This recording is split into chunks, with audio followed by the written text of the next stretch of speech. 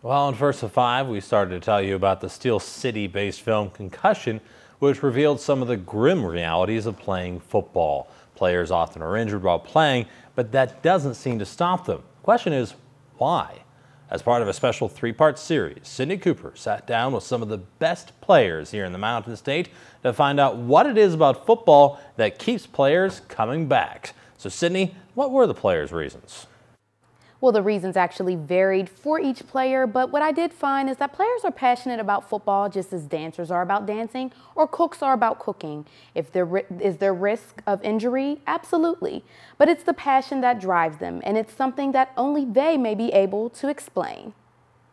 Before the bright lights and sold-out stadiums, and long before the gridiron became their second home, players like Robert Seabird running back Jawan Jones-Wright and former WVU cornerback Terrell Chestnut were first introduced to football. Football became a part of my life in the 7th, 8th grade.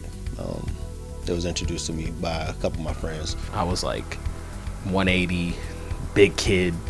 I remember my mom said, you need to get more exercise in your life. So she was like, all right, we'll sign you up for football. And I liked it. Years of long practices and team bonding turned chance into passion.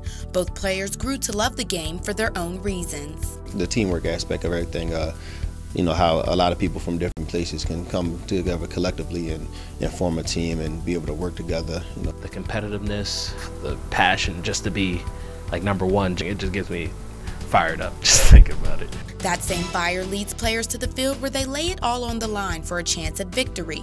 Getting a victory can sometimes come at a cost. Like most players, Jawan and Terrell have suffered injuries from playing, and both have also suffered concussions. I've suffered quite a few injuries throughout my career. I had, maybe 2 or 3 concussions before.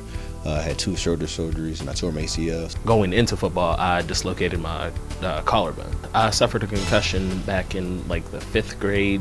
It was pretty bad. The conversation about concussions has sparked a lot of controversy over the game of football in recent years. Some young players like 49ers Anthony Davis and Chris Borland left the game after a history of injuries and concussions. Still, most return to the field.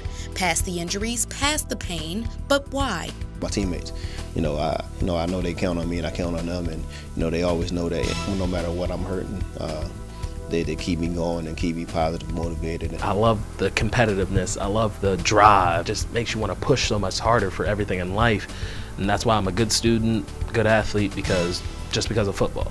For Jawan and Terrell, getting a chance to play professional football is the ultimate goal, and these two aren't giving up until they reach it. This is a once-in-a-lifetime opportunity, and your playing careers will come to an end soon, so why not try to do the best you can do? Well, my first dream is to make it to the college level. Once I make it to the college level, I know with my work, my determination, my drive, I'll make it to the pro level. I mean, I just have a feeling about it. Cydney, the big thing to take away out of that is just we keep hearing love of the game, and they know what the risks are. It's just like a dancer. I mean, they know they're going to be fighting ankle and foot problems the rest of their lives, but it's the love of what they're doing that makes them just keep going. Absolutely.